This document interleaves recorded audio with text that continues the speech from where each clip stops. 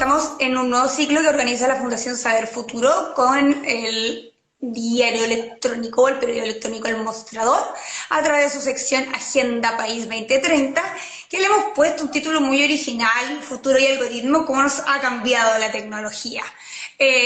No sé si estamos respondiendo a esa pregunta, pero ese es el marco que le dimos y hemos tenido distintos invitados. Y como quienes han seguido las transmisiones, pero para quienes no, mi nombre es Paula Espinosa, yo soy directora de la Fundación Saber Futuro y estoy haciendo estos ciclos durante el verano.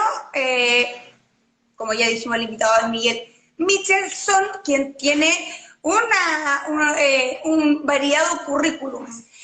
Actualmente tú eres un desarrollador web, ¿cierto? Un programador que has creado distintas herramientas web, como por ejemplo Chasqui, que ya hablaremos de eso, que es una plataforma de mensajería, ¿cierto? Que funciona para empresas. También eres un artista visual, desde ahí viene tu formación. Además, es creador de la plataforma BADB. La primera B corta y la última B larga, que es una comunidad de archivos donde se relaciona y se difunde información sobre arte y cultura, principalmente latinoamericana. Ese es el foco, ¿cierto? Que también nos va a contar de esos proyectos. También recordarles que Saber Futuro, su página web es saberfuturo.org. Pueden ingresar y ustedes saben que nuestro tema es la administración del conocimiento, a quién le pertenece, por qué y cómo hacerlo cada día más libre. Por ejemplo, ¿por qué el fútbol nacional no se transmite por televisión abierta? Esa me parece una pregunta de la Constitución, que eso debería estar en la Constitución. Entonces partamos por tus temas, po.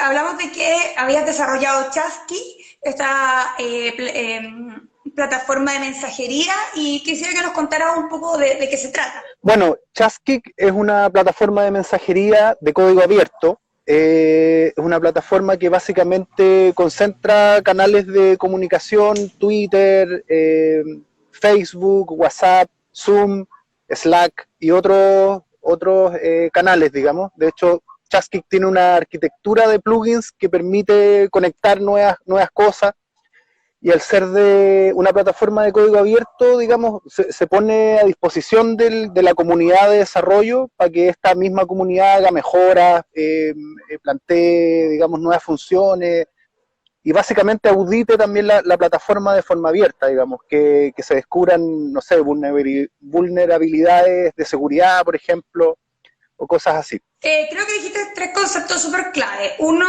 el código abierto. O sea, creo que eso es central en tu trabajo, ¿cierto? Y también en la plataforma en Chasqui, porque tú decidiste así que esto fuese de código abierto. Al mismo tiempo que la formación de comunidades, que cada día más vemos como las plataformas web permiten aquello. No sé, ahora, por ejemplo, no sé, en la fundación al menos, por lo menos estamos trabajando con Discord, y uno ve como realmente se trata de eso, de ir generando comunidades que se ayudan.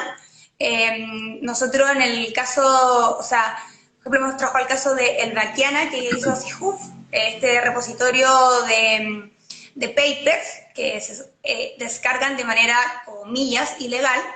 Y ella partió de esto porque necesitaba hacer su tesis y eran muy caros los papers. Y bueno, entró a internet, a la web, y los mismos hackers la fueron como asesorando. Ella se terminó convirtiendo en una, hizo este sitio, y el sitio se mantiene porque los mismos académicos lo nutren, porque si no, no se mantendría, ojo, o sea, probablemente ella está en Valparaíso en este momento, también, pero bueno, tiene su paradero oculto, sí, pero claro, muy bien. probablemente esté oculta, pero muy interesante. Probablemente no use Instagram. No puede, o sea, ella ya muy chica se forjó un futuro de escape a lo Snowden, a lo Aaron Swartz, que sabemos que se suicidó, etc. Y por otro lado, Claro. un tercer concepto que lo vamos a también ver porque tiene que ver con esto que ustedes realizan desde como esta herramienta como que está ya pensada desde el mundo privado, pero que también está como de alguna manera ya proyectada para tener formas de ser auditada, ¿cierto? De alguna manera que los mismos miembros o los pares puedan estar viendo cómo funciona o no funciona. Ahí habría como tres conceptos que yo creo que son clave, ¿o no? Así es, Sí. tal cual, tal Ah, cual. O sea, la gracia... Sí, dale nomás, no, Paula. hay que, el otro que también entiendo que Chasky funciona tanto para empresas grandes como para empresas más pequeñas, ¿cierto? Pymes, qué sé Sí, o yo. sea, funciona, claro, Chasqui puede funcionar, digamos, para individuos que tengan su página, no sé, por ejemplo, psicólogos que quieran hacer sus coaching remotos, por ejemplo, empresas chicas también que quieran, en el fondo, acercarse y mantener una comunicación cercana con sus clientes, conocerlos, sobre todo en esta época de pandemia, digamos, donde muchas empresas se vieron forzadas a transformarse tecnológicamente, como que Chastic de alguna forma adquirió mucho más sentido, de cuando lo empecé a desarrollar como una cuestión que me fascinó, como el desarrollo técnico, digamos, de la mensajería, del real time, que llegara el mensaje, qué sé yo, me lo empecé a tomar mucho más en serio en términos de cómo las personas, digamos, pueden conocer a sus visitantes, digamos, y en el fondo potenciar la comunicación. Básicamente ir a contrapelo también del típico chatbot que nunca te responde nada, digamos. Nosotros vamos generando estrategias de cómo acelerar la comunicación, de cómo rutear una conversación que llegue a un humano, digamos, a una persona, y estamos generando experiencias específicas, digamos, de conversación, de ciclos de compra, por ejemplo, de coaching, para telemedicina, asistencia remota, etcétera. Así que está entretenido eso y bueno, el software va aprendiendo de a poco en la comunidad de open source, así que eso también me tiene súper contento. O sea, yo creo que ahí hay varias cuestiones que van derribando ciertos mitos, además. Ya, o sea, Mm, el open source también como parte de un negocio, es decir, como, oye, un modelo de negocio que funciona con esta lógica. Al mismo tiempo, la idea de que el programador, etcétera, es alguien que sí está interesado primero en trabajar en comunidad, en que se le audite, no un trabajo como en el, no sé, subterráneo y como una caja negra que nadie más puede sí, intervenir. claro, o sea, Y tenéis el ejemplo de Linux, por ejemplo, que Linux es el sistema más estable, el sistema operativo más estable y es un sistema operativo open source, hecho en comunidad, exacto. digamos.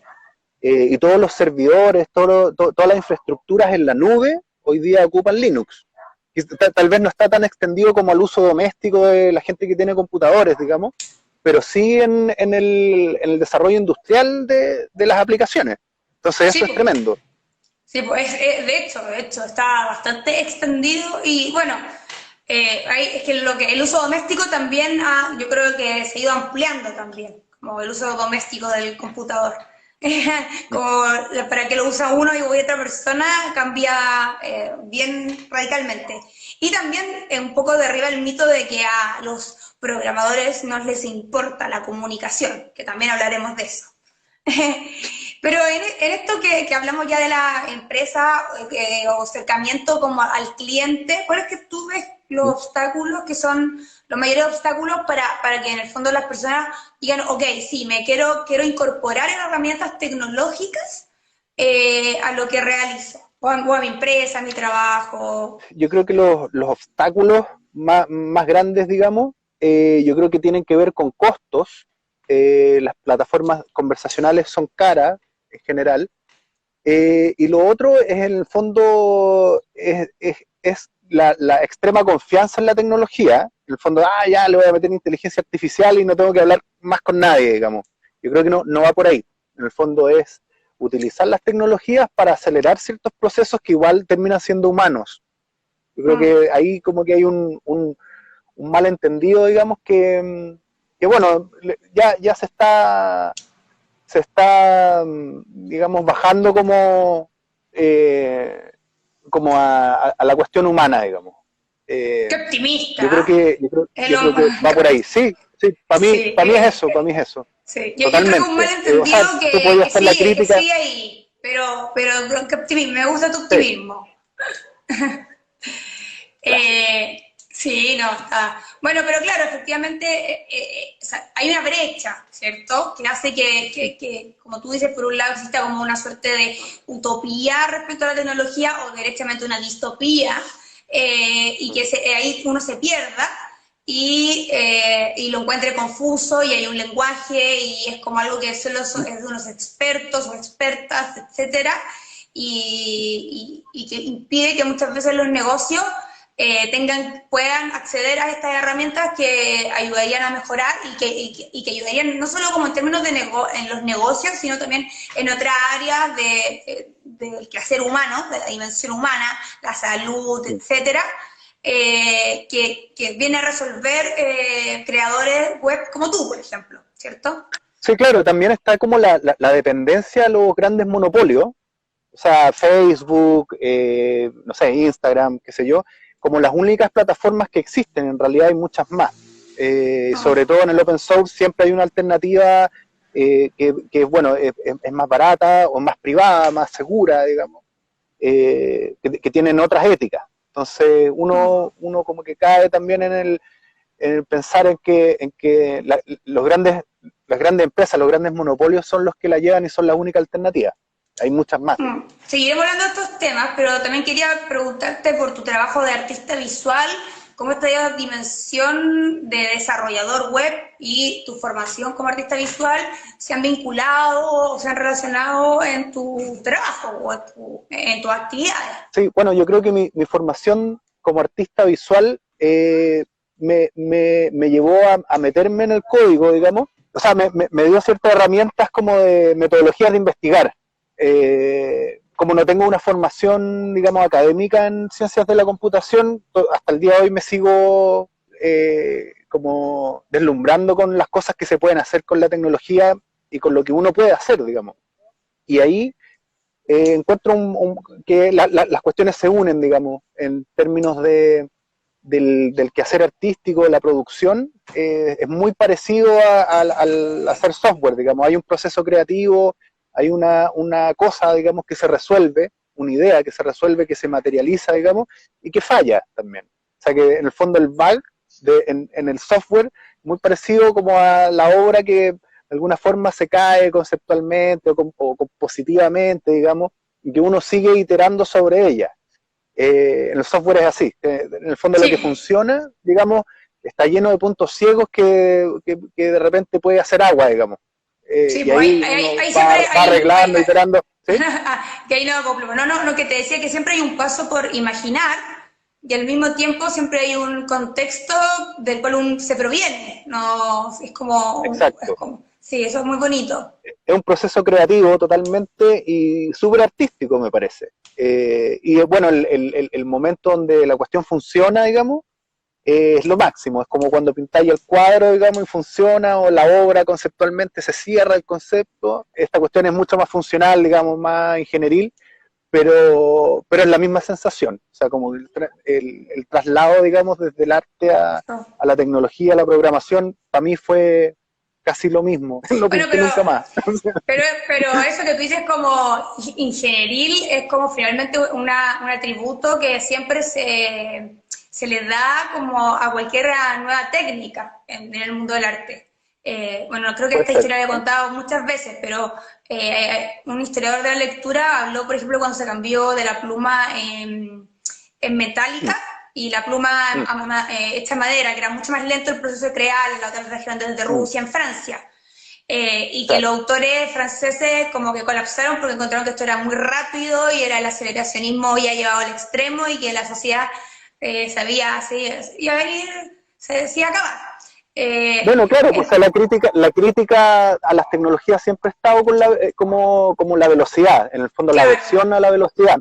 Y la sí, crítica noventera, digamos, al internet y todo eso, es comunicarse a sí, la velocidad de la luz. sí, sí, Entonces, y que en el fondo, más allá de la crítica que uno puede hacer, la velocidad de la luz es lo que nos salvó en esta pandemia, digamos, para seguir comunicados, tener las fiestas Zoom, digamos, las sí, reuniones Zoom, los cumpleaños, con la Sí, familia, pues. etcétera.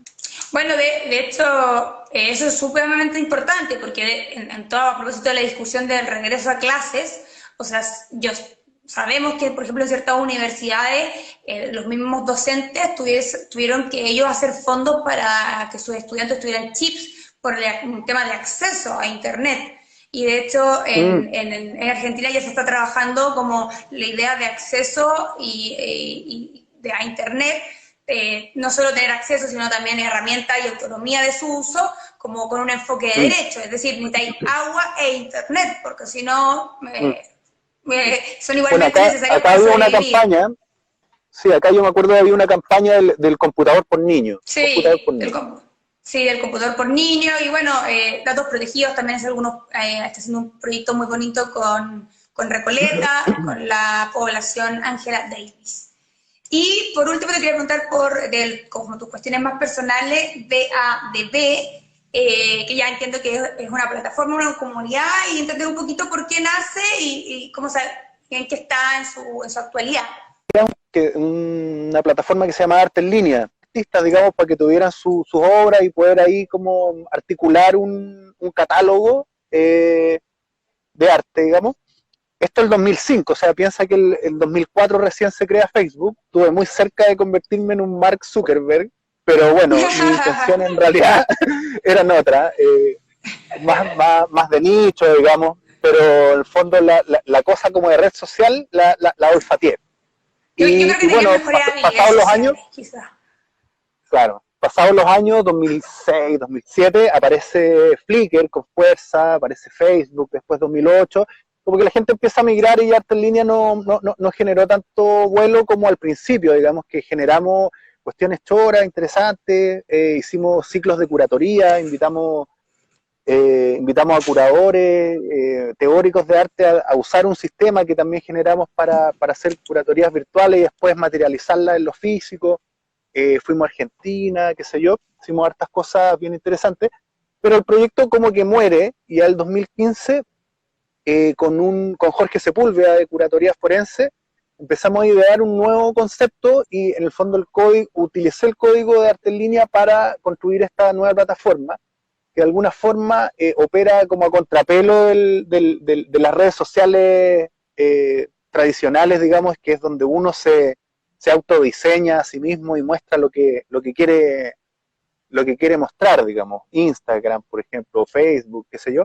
Esta cuestión funciona más como un Wikipedia en términos de que son tus mismos pares los que van aportando con tu información, los que van articulando tu información, y lo que hace BADB en el fondo es un recorte latinoamericano de arte contemporáneo, donde se van cruzando, digamos, los eventos, las publicaciones, las obras y personas. Por ejemplo, una persona es autor de una obra, esa obra se expuso en tal galería y tiene tal catálogo, por ejemplo. Entonces vamos armando árboles como nodos que se pueden ir explorando. Un proyecto más como para investigación también de arte. Bien interesante, o sea, yo les recomiendo la página web, no sé si la puedes dar. BADB.org. Sí, .org, para que ingresen, porque en realidad es súper interesante, además por este enfoque latinoamericano que tiene y también nuevamente es como ejemplos positivos, por decirlo de alguna manera, o beneficiosos del uso de la tecnología también. Ya, ahora me quiero ir a preguntas más generales de alguna manera.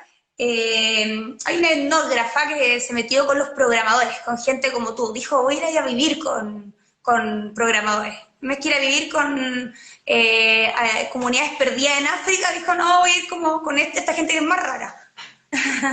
y se fue a conocer a cómo viven, cómo piensan y cómo se relacionan los programadores. Ella resalta un memo que en 2017 se filtró dentro de lo de Google, donde se recomendaba, donde la empresa recomendaba que no era necesario, o que no era necesario que en el fondo las personas que estuviesen trabajando en el desarrollo web o los aspectos técnicos fuesen empáticos o tuviesen como nociones de comunicación, ¿ya? Entonces, más allá de la discusión de la empatía, yo diría que un concepto inventado, pero más allá de eso, pero la comunicación, etcétera, o por último, la relación con un otro. ¿Cómo ves tú esa polémica? ¿En qué lugar te colocas? ¿Qué piensas del No, desarrollador web? está perfecto, está perfecto. No, a ver, bueno, eh, Google, No hay que hablar con nadie. claro, cubículos, me encantan. Bueno, yo creo que Google hoy día se puede dar el lujo de ser monopolio, ser poco empático, de hecho tratar en el fondo de que alguien de Google te ayude, digamos, es imposible, partiendo desde ahí. Eh, y bueno, Google hace unos años en sus códigos, en sus letras chicas, digamos, tenía una frase que decía, don't be evil, o sea, maligno. Esa era como la consigna de ellos. Y hace unos años atrás la sacaron. Entonces, bueno, ahí eso te dice todo. Google es un monopolio, Apple también, no hay mucho, tienen más poder que los propios gobiernos. De hecho, ahora salió Sí. un artículo, leí hace poco, ahora en Twitter, de que que bajaron una ley, digamos, que podía afectar a Google. Y la bajaron precisamente por eso, porque en el fondo tenían temor a ciertas represalias o demandas, tienen mucho poder. Pero me parece Sí, pues que tienen en el fondo muchísimo. el mundo del desarrollo hoy día, al menos local en Chile, va para otro lado, está centrándose mucho más en las personas, digamos.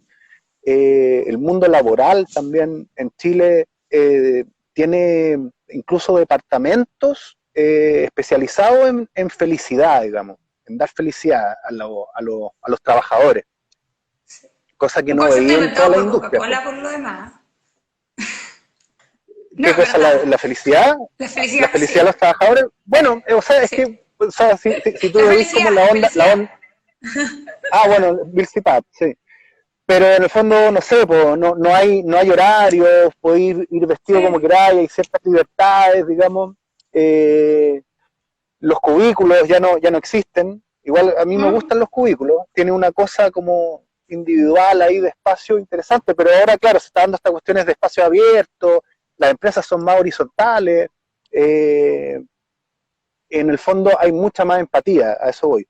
Y eso también se refleja en el desarrollo de los mismos productos, que también se preocupan, digamos, hay una especialidad nueva o reciente que se llama UX, que es User Experience. Entonces, hay gente preocupada, digamos, no tan solo desarrolladores, sino que equipos de trabajo que tienen que ver con nuevas profesiones que vienen de la humanidad, en el fondo el La periodismo, la psicología, por psicología, ejemplo, la idea que sea intuitivo. claro. Entonces, hay mucha más empatía, yo creo, desde, o sea, de forma interna en las organizaciones y también como en términos de desarrollo. Sí, igual ahí yo creo que hay dos dimensiones, porque una cosa es, claro, el desarrollo y lo que tiene que ver con la experiencia de usuario, que al mismo tiempo generar también un tipo de mecanismo de relación como en este caso con la tecnología y etcétera, que, o Sí, sea, que claro, pueden y tener ahora algunos tenéis también, cuestionamientos, sí, pues, y la exacto, segunda y eso,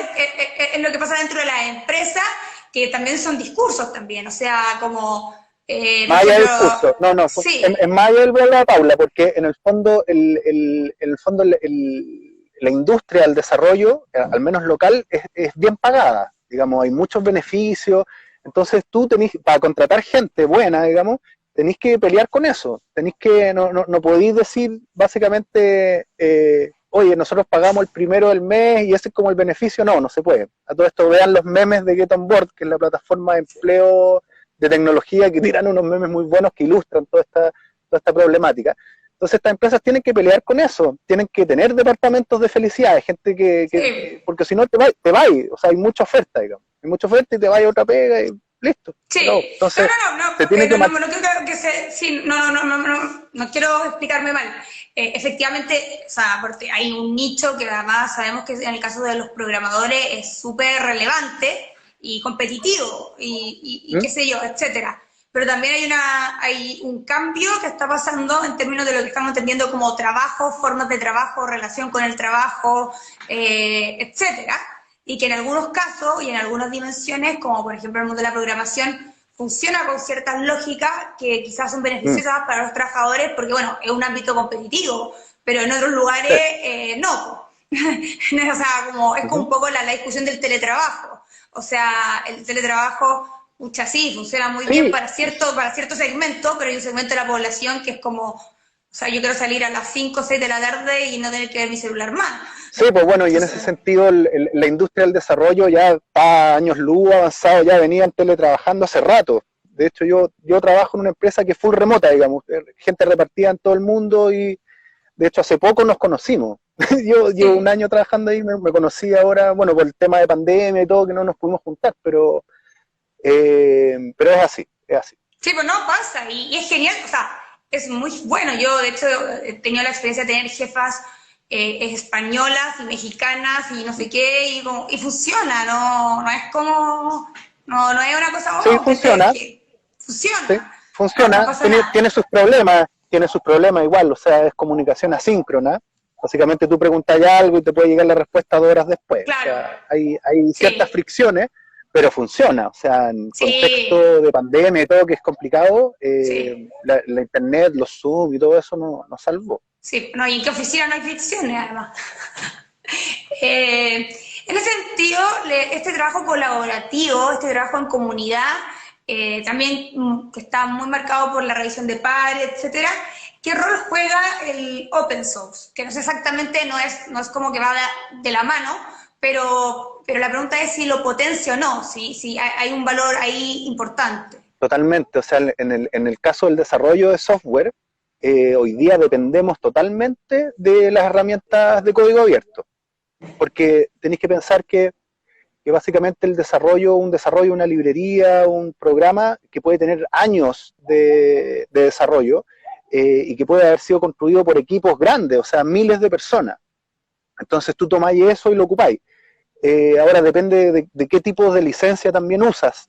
Si usas licencias MIT o AGPL, por ejemplo, ahí pueden haber ciertas restricciones, pero sí, o sea, es fundamental, totalmente. Sí, yo creo que ese es un tema súper importante y que quizás hay como que destacar, porque de hecho a una de las participantes, la Javiera Moreno, que hizo hace poco que el open source era como la clave y ella es de datos Es protegidos, la por clave. ejemplo.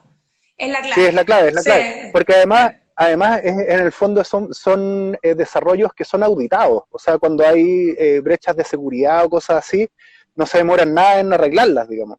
claro, Funciona bien, funciona bien. Porque antes era como, oh, no, tenemos que pagarle a IBM no sé cuántos millones y todo, y eran pocas las empresas que podían hacerlo.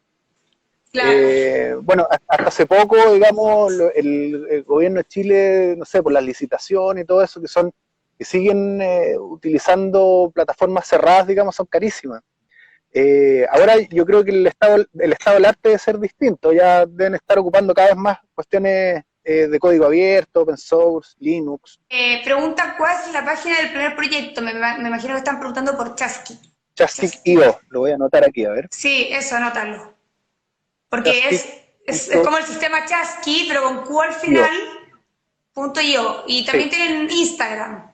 Sí, bueno, y en la página ahí está también el botón para ir al repositorio de código, donde lo pueden descargar y intrusiar ahí, si es que lo quieren instalar. Sí. La misma Paula Bilansky, esta etnóloga, o sea, no, antropóloga, perdón, especialista en etnografía, dice que los códigos se comunican incluso cuando los desarrolladores no se están comunicando, ¿cierto? O sea, cuando te vayas a dormir, etcétera. La imaginería es como la implicancia de aquello y si en algún momento van a excluir completamente al ser humano, que ya también es una categoría que podríamos poner en discusión, pero si Mm, eso puede ocurrir, porque por un lado, hasta ahora hemos hablado de que el desarrollo de código requiere una sociabilidad importante, mm. pero podría ser que en algún minuto esto funcionara ya autónomamente, ¿o no? Mm. A ver, sí, mira, yo creo que hay varias cosas mezcladas ahí. A mí me gusta la película Her. no sé si la vieron, que era de Joaquín Phoenix, digamos, que tiene su polola virtual y todo, se enamora, se da cuenta que la polola está hablando, claro, está hablando así como con 1000 personas al mismo tiempo y todo eso, pero yo me quedé con algo, y que en el fondo la pega del amigo era escribir cartas a mano. Sí. ¿Ya?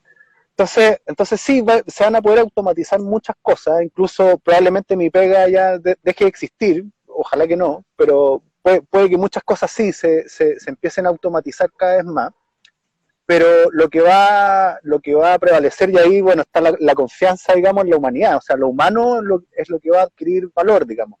Y si tú pensáis en todas estas grandes empresas, Estas grandes empresas, y de la gente que consume el servicio, digamos, están los corner shop con los choppers y así. En el fondo, si bien hay una cuestión súper automatizada, es súper tecnológica, igual dependemos de lo humano, o sea, imposible. De hecho, la inteligencia artificial se practica con humanos. Eso te iba a decir, que claro, la inteligencia artificial es como una memoria residual de lo humano, digamos, que anda mucho más rápido, hace funciones específicas, no sé, reconocer imágenes, generar texto, y todo eso es humano, digamos. Las conducciones de estos autos que se manejan solos están hechas a partir de conducciones humanas. Sí, y de hecho, los estudios pasan por la ética, o sea, como ahora están viendo como reacciones humanas de qué pasa si ya pasa el coche, si en el fondo atropello el coche o me tiro contra la casa, etcétera. Sí, pues bueno, es que eso va a pasar, o sea, cuando ya los autos, se realice esa utopía, digamos, que los autos se manejen solos, y bueno, y Toyota, digamos, no sé, atropellan a alguien, digamos, ¿a quién le echáis la culpa? ¿A Toyota, al algoritmo? En ese sentido, y ahí lo conecto con la pregunta que viene, es como, porque como que finalmente esto se trata de quién administra la tecnología, es decir, ¿qué vamos a automatizar? ¿Qué vamos a reemplazar? Y pareciera, tengo al menos ese es mi diagnóstico, que vivimos en un discurso donde la tecnología nos pasa como por el lado, son cosas que ocurren, se inventan, como que ocurren y los seres humanos, los gobiernos o la clase política o lo político o la sociedad, la sociedad civil, tuviese poco que decir. En ese sentido, ¿cómo crees tú que es la influencia que puede o no tener un desarrollador web o este mundo dentro de estas discusiones? Porque a veces parecieran un poco alejados, excepto por estas figuras que también se transforman un poco en personajes.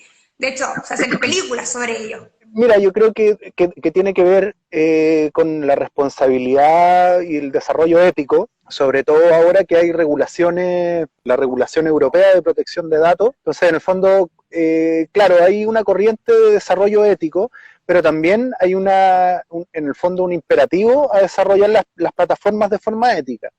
Porque te puede caer una demanda, digamos, hiciste las cosas mal y te cae una demanda de la GDPR, digamos, y hasta ahí quedaste, pues, quedó tu empresa y chao. Sí. Entonces hay una cuestión ahí en el fondo de hacer las... Porque, o sea, lo que tú me decís, en el fondo la gente no cacha que está usando, usa Facebook, Twitter, qué sé yo, y no sabe dónde van a parar sus datos y qué es lo que se hacen con sus datos. ¿Qué es lo que hacen estas empresas? O estas empresas, ¿a dónde envían la información, digamos? ¿A cuántas empresas que procesan datos? Y todo el cuento. Entonces, me parece que, bueno, que es como el tema del azúcar, ¿no? Que ahora hay como sellos, digamos, esta cuestión tiene una huella de azúcar que te hace mal, digamos. Sí, entonces, el consumidor debería poder acceder a esta información, claro. Debería haber transparencia. Y eso es lo que hace la GDPR. La GDPR te dice, bueno, si tú vas a procesar información de tercero y todo el cuento, tienes que pedirle al usuario el consentimiento de eso. Que es la típica, la cookie donde acepta la cuestión. Básicamente eso. Entonces, bueno, ahora se está dando que hay plataformas que ya dicen, bueno, no vamos a traquear nada, cero tracking. ¿Cachai? Entonces después la gente va a empezar a decir, ¿sabes que mejor ocupo esto? Porque no es más privado, no se procesa mi información, qué sé yo. O quizás no me importa, o quizás no me importa que mis datos se traqueen. A nadie le importa. O sea, para mí estamos en la era post-Snowden. Es decir, este hacker de la CIA que dijo, hey, Sí, está todo intervenido, los dispositivos sí, tienen po. un backdoor donde la NSA puede acceder a tu computadora. Hay como un hito Snowden muy, muy claro. Mm, Pero yo creo que ahora vamos a empezar a vivir un momento post-COVID, que también va a modificar mucho nuestra relación con los datos y con las regulaciones, etcétera. sí, a mí me parece que a la gente no le Sí, importa, o sea, esta cuestión tiene que como salir de los gobiernos, me parece, sí, de pero por ejemplo, cómo ellos protegen los datos. sí, pero ponle tú, cuando apareció hace unos meses, yo creo que ya hace un año atrás, este reportaje respecto a Tinder, que se filtró información respecto al algoritmo, cómo funcionaba, ¿ya? Y se Mm, supo que, por ejemplo, ya te clasifica como por castas, hace por like, entonces mm, finalmente clasifica lindos con lindos, feos con feos, qué sé yo, o mm, que, por mm, ejemplo, los mm, hombres prefieren a las mujeres, ponen más like cuando las mujeres, mm. estos son generalidades, no quiero que se malentienda,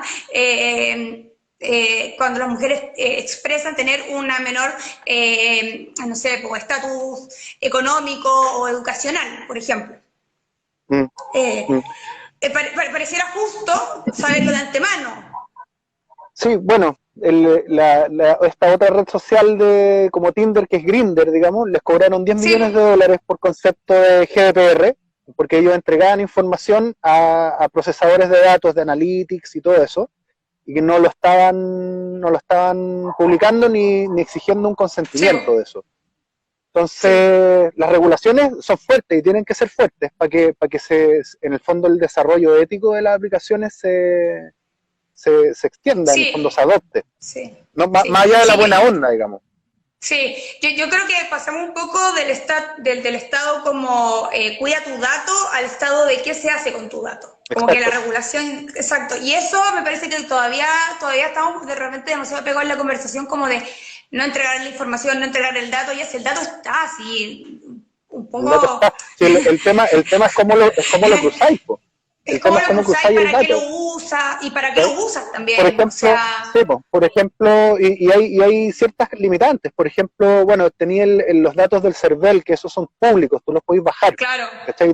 Y ahí sí, po, tenéis toda la lista de root y qué sé yo. Entonces, teniendo eso, después tú podéis cruzarlo con otra base de datos. Y sí, el tema es ese, es como cuando tú cruzas datos, puedes inferir sí, información. po, Por ejemplo, hay un artículo de CIPER muy interesante que es acerca de esta plataforma SoSafe, ya, que SoSafe sí, de alguna forma se relacionó con una cuestión, con campañas políticas y todo, y bueno, y dejaba entrever que esta plataforma era el manjar de los políticos, porque de alguna forma la data que tienen ellos es que pueden poner en un mapa los miedos a nivel territorial, digamos. Ah, ya los de Vitacura les mm, dan miedo ¿cachai? Los de tal acá, cosa. ¿cachai?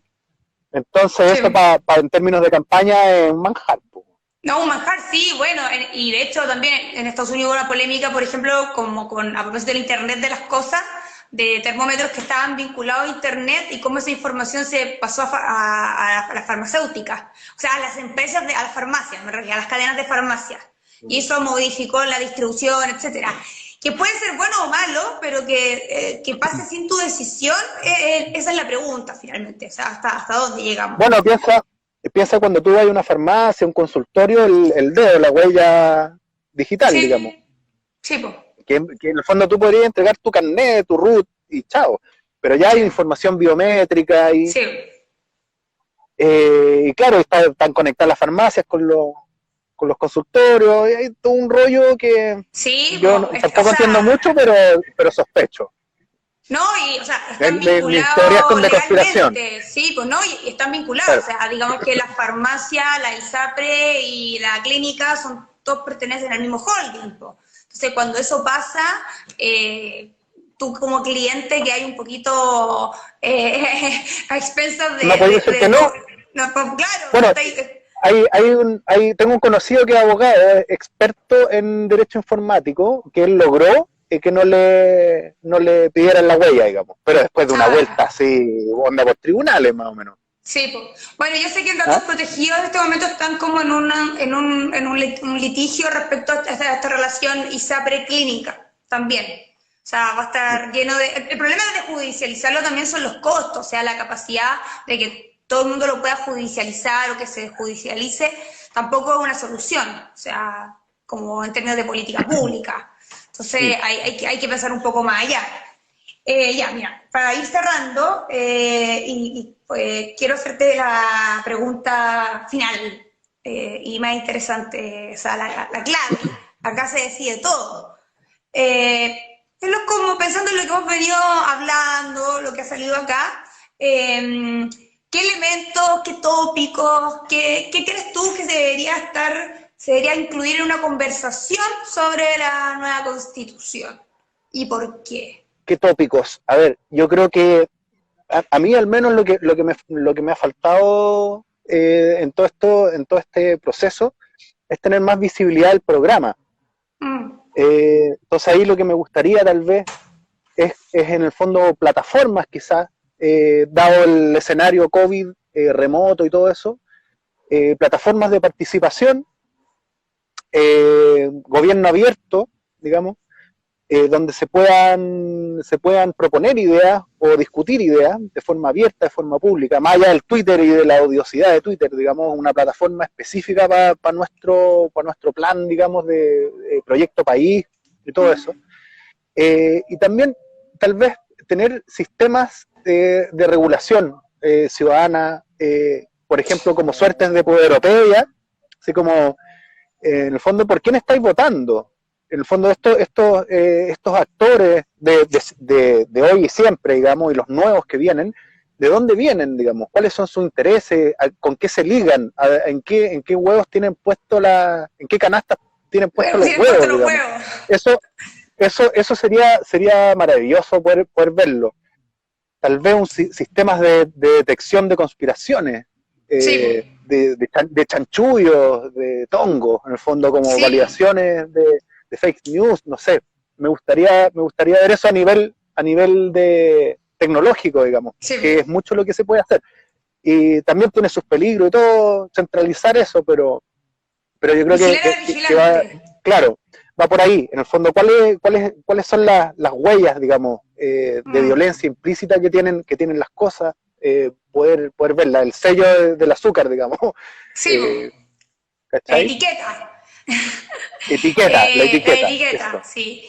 En ese sentido me parece muy interesante la crítica que mencionas al comienzo, que es decir, como lo que te ha faltado en el proceso, porque de hecho a mí también la otra vez me preguntan qué constituyentes han visto este tema, y yo era como, en verdad, hay muchos constituyentes, con suerte estoy viendo los de mi distrito, y en general, claro, hay un discurso respecto a sí, la tecnología es importante, o es lo que viene, o hay que preocuparse, pero es difícil pensar que puedan tener un proyecto que incorpore la tecnología si ellos mismos en sus campañas no las están incorporando, a menos que la incorporen como para generar publicidad.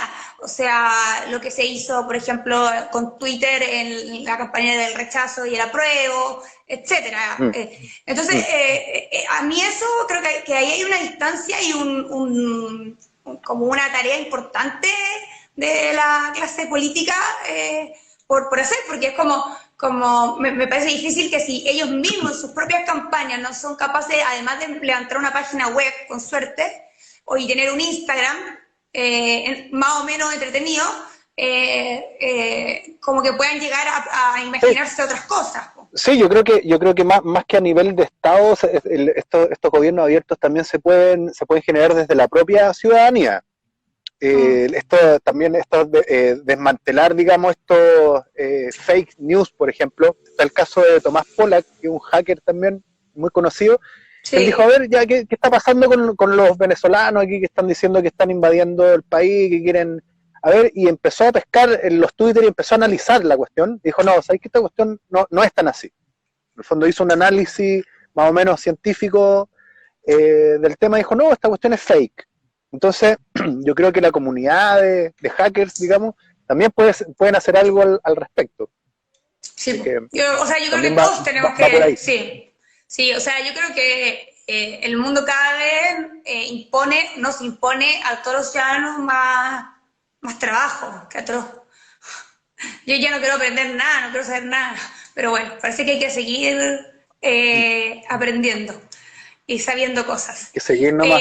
Sí. Miguel, te Sí, agradezco. hasta que los hasta robots que- nos reemplacen. Sí, y nos dejen, no sé, pintar de nuevo. Gracias, Paula, también por la invitación. No, te pasaste, muchísimas gracias. Creo que quedó súper claro que fue todo súper Aguante, interesante. aguante el cacique. Aguante el bien, ya te convertiste en un colocolino totalmente. Y nada, por recordarles que el próximo miércoles a las 8:30 tenemos al parecer la última sesión con Francisca Varela, que ya está trabajando bastante también temas de tecnología y género, así que también va a ser bien interesante. Así que nada, muchas gracias. Estamos en Súper, contacto. gracias a ustedes, que estén muy No, bien. chao, que Chau, estén chau. bien.